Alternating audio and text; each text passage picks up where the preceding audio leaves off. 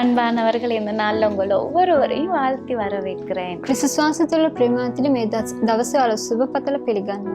நாங்கள் தொடர்ந்தும் நம்ம எப்படி இருக்க வேண்டும் என்பதை குறித்து நாங்க பார்த்து வருகிறோம். අපි දිගටම අපි කෙසේ ජීවත් වෙන්න ඕනේ කියලා අපි බලමින් ඉන්නවා. இந்த நாளையும் மத்தேயு சுவிசேஷம் 5வது அதிகாரம் 7வது வசனம் சொல்லுது, මේ දවසෙත් මතේ සුභාරංචි පොතේ 5 වෙනි පරිච්ඡේදයේ 8 වෙනි වචනේ කියනවා. இரக்கம் உள்ளவர்கள் பாக்கியவான்கள், அவர்கள் இரக்கம் பெறுவார்கள். දයාවන්තයෝ ආශිර්වාද ලද්දේ මක් නිසාද ඔහු දයාව ලබන්නෝය. இன்னைக்கு இரக்கம் இருக்கும் போது நமக்கு இரக்கம் கிடைக்கும்.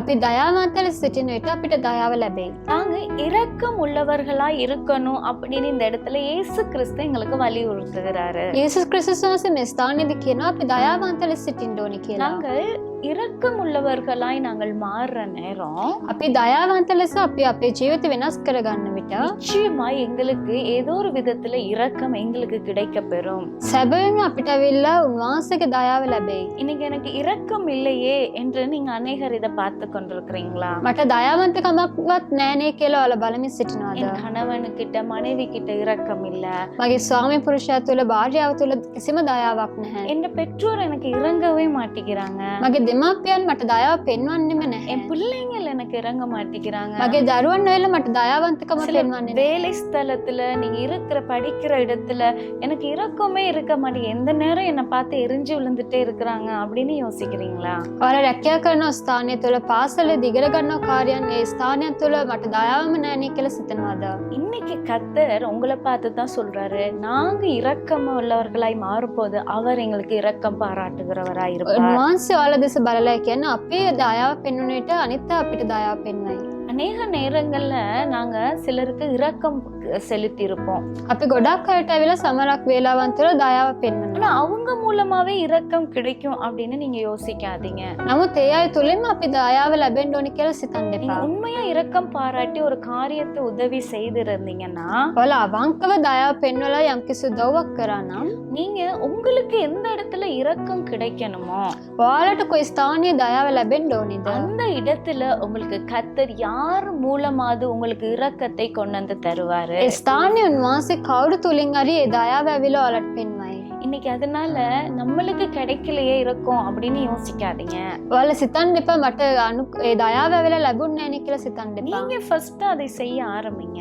ඔයාලා ඉස්සලාම ඒක කරන්න ආරම්භ කරන්න. அதுக்கப்புறம் பாருங்க, ஏற்ற நேரத்துல உங்களுக்குரிய இரக்கம் உங்களை வந்து சேரும். ඉන් පසු ඔයාලගේ වේලාව වෙනුවට ඔයාලට තිබෙන ඔය දයාව ඇවිල්ලා ඔයාලට எந்த ஒரு காரியத்தையும் நான் எதிர்பார்த்து ஒருத்தவங்களுக்கு நீங்க செய்ய போகாதீங்க. කිසිම දෙයක් ඇවිල්ලා බලාපොරොත්තුවෙන් තුල දෙයක් කරන්න යන්න එපා. என் வாழ்க்கையில என் குடும்பத்துல அநேக காரியங்கள்ல நாங்கள் செய்த காரியங்கள் திருப்பி எங்களுக்கு வேறு விதமாய் கர்த்தர் இரக்கம் பாராட்டி ஆசீர்வதித்திருக்கிறார்.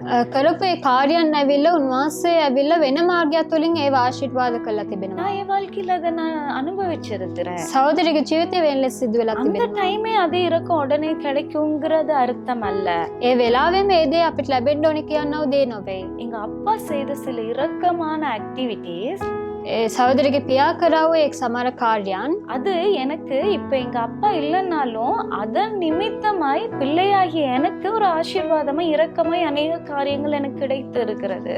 පියා නැති වුණත් ඒ ස්ථානයේ මේ සහෝදරයට ඇවිල්ලා දයාව ඇවිල්ලා ලැබෙනවා. அப்ப அதே போலதான் இன்னைக்கு நீங்க தகப்பன் தாய்மார் பார்த்துட்டு இருப்பீங்க. මේක ඇවිල්ලා තාත්තලා අම්මලා බලමින් සිටින්න පුළුවන්. அப்ப நீங்க அதை யோசிச்சு பாருங்க, நீங்க செய்யற இரக்கமான நல்ல காரியங்கள் உங்கள் பிள்ளைகளுக்கு அது ஆசீர்வாதமா இரக்கமாய் வந்து சேரும். ඔයාලා කරව ඒ දයාවන්තකම ඇවිල්ලා ඒ දරුවන්ට ඇවිල්ලා ඒ දයාවේ වෙලාවෙ ලැබෙයි. நீங்க அதனால இரக்கம் செய்யறவங்களாய் நாங்க எங்களை ஒப்பு கொடுப்போம். අපි දයාව පෙන්වන්න ඔය ලෙස අපිව කැප කරමු. ஏற்ற நேரத்துல அந்த இரக்கத்தை கர்த்தர் எங்களுக்கு ஏதாவது ஒரு வழியில எங்களுக்கு சுதந்திரிக்க பண்ணுவாரு. ඒ අවශ්‍ය වෙලාවේ දයාව ඇවිල්ලා උන්වහන්සේ අපිට පෙන්වයි. ஒப்பு கொடுப்பீங்களா? අපි කැප කරමු. எங்கள் அன்புள்ள தகப்பனே, අපගේ ප්‍රේමවන්ත පියාණනි, நாங்கள் மற்றவர்களுக்கு இரக்கம் பாராட்டுகிறவர்களாய் எங்களை மாற்றுங்க. අනිත් අයට අපි දයාව පෙන්වන්න ඔය ලෙස වෙනස් කරන්න. நாங்க சுயமா செல்ஃபிஷா நாங்க இருக்க கூடாது. අපි ඇවිල්ලා මේ මවත්වයේ තුල සිටින්න ඕන නැහැ. நாங்கள் இரக்கம் பாராட்டுகிறவர்களாய் மாற்றுங்க. අපි අනිත් අය දයාව පෙන්වන්න ඔය ලෙස වෙනස් කරන්න. இயேசு கிறிஸ்துவின் நாமத்தில் பிதாவே. යේසුස් ක්‍රිස්තුස් වහන්සේගේ නාමයෙන් පියාණනි. ஆமென். ආමේන්. God bless you. God bless you.